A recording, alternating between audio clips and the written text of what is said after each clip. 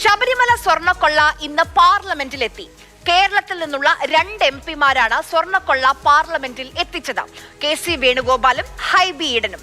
കേരളത്തിൽ ഇത്രയും സജീവ ചർച്ചയായ വിശ്വാസികളെ വ്രണപ്പെടുത്തിയ സംഭവമാണ് സ്വർണ്ണക്കൊള്ള. എന്താണ് ഈ 2 പേരും പാർലമെന്റിൽ ഉന്നയിച്ചത്? ആദ്യം അത് കേൾക്കാം. അയ്യപ്പന്റെ ശ്രീകോവിലിന് മുമ്പിലുള്ള ധ്വജവും അതുപോലെ തന്നെ കെട്ടളപ്പാളയും എല്ലാ സ്വർണവും ചെമ്പാക്കി മാറ്റി മോഷ്ടിച്ചിരിക്കുന്നത്. സർ, ഇത് വൻ കൊള്ളയാണ് സർ. ഇപ്പോഴും ആ ഹൈക്കോടതി നിയമിച്ച SIT നിയന്ത്രിക്കാൻ സംസ്ഥാന ഗവൺമെന്റ് ശ്രമിക്കുന്നുണ്ട്.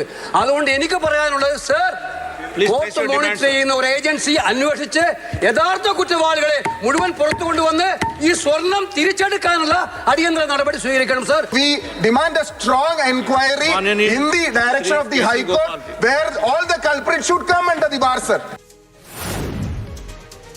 എന്താണ് കേരളത്തിൽ നിന്നുള്ള ഈ 2 എംപിമാരും പറയുന്നത്? ഹൈക്കോടതിയുടെ മേൽനോട്ടത്തിൽ ശബരിമല സ്വർണ്ണക്കൊള്ളയിൽ അന്വേഷണം വേണമെന്ന്. ഇരുവരും ഇക്കഴിഞ്ഞ ദിവസമല്ലേ പാർലമെന്റിൽ പങ്കെടുക്കാൻ വേണ്ടി കേരളത്തിൽ നിന്ന് പോയത്? അതുവരെ തദ്ദേശ തെരഞ്ഞെടുപ്പിന്റെ പ്രചാരണത്തിലായിരുന്നില്ലേ 2 പേരും? അവർക്കറിയില്ലേ ഹൈക്കോടതി നിയോഗിച്ച പ്രത്യേക അന്വേഷണ സംഘമാണ് ശബരിമല സ്വർണ്ണക്കൊള്ള അന്വേഷിക്കുന്നതെന്ന്? ഒരു പടി കൂടി കടന്ന് ഇപ്പോൾ അന്വേഷിക്കുന്നവരിൽ അവിശ്വാസം കൂടി രേഖപ്പെടുത്തുന്നുണ്ട് KC വേണുഗോപാൽ. ഇപ്പോഴും ആ ഹൈക്കോടതി നിയമിച്ച SIT നിയന്ത്രിക്കാൻ സംസ്ഥാന ഗവൺമെന്റ് ശ്രമിക്കുന്നുണ്ട്. ഇപ്പോഴും ആ ഹൈക്കോടതി നിയമിച്ച SIT നിയന്ത്രിക്കാൻ സംസ്ഥാന ഗവൺമെന്റ് ശ്രമിക്കുന്നുണ്ട്. കേരളത്തിൽ നിന്നുള്ള മറ്റൊരു കോൺഗ്രസ് നേതാവും SITയിൽ അവിശ്വാസം പറഞ്ഞിട്ടില്ല. അതുമാത്രമല്ല, ഇക്കഴിഞ്ഞ ദിവസമാണ് തന്റെ പക്കലുള്ള തെളിവുകൾ അന്വേഷണ സംഘത്തിന് കൈമാറാമെന്ന് മുതിർന്ന നേതാവായ രമേശ് ചെന്നിത്തല പറഞ്ഞത്. സ്വർണ്ണക്കൊള്ളയുമായി ബന്ധപ്പെട്ട് അദ്ദേഹം എന്നോട് പറഞ്ഞ വിവരങ്ങൾ എനിക്ക് തോന്നി അത് SIT അറിയിക്കേണ്ടത് ആവശ്യമാണ്. അറിയിച്ച് അവരന്വേഷണം നടത്തട്ടെ. അദ്ദേഹം പറഞ്ഞ കാര്യങ്ങൾ ശരിയാണോ എന്നുള്ള കാര്യം അദ്ദേഹത്തെ വിളിച്ച് ചോദ്യം ചെയ്യട്ടെ.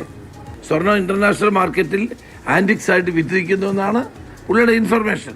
അദ്ദേഹം പറഞ്ഞ 500 മുതൽ 1000 കോടി വരെ വിലയുള്ളതാണെന്നാണ് പറയുന്നത്. ആ ഇൻഫർമേഷൻ ചെറിയ കാര്യമാണോ? അങ്ങനെ ഇൻഫർമേഷൻ കിട്ടിയാൽ ഞാൻ മിണ്ടാതിരിക്കണോ? കോടതിയുടെ മേൽനോട്ടത്തിൽ നടക്കുന്ന അന്വേഷണത്തെ സംസ്ഥാന സർക്കാർ സ്വാധീനിക്കുന്നുണ്ടെന്നത് അത് അത്യന്തം ഗുരുതരമായ ഒരു ആരോപണമാണ്. കേരളത്തിലെ മറ്റു കോൺഗ്രസ് നേതാക്കൾക്ക് ഈ അഭിപ്രായമുണ്ടോ എന്നറിയാൻ കൗതുകമുണ്ട്.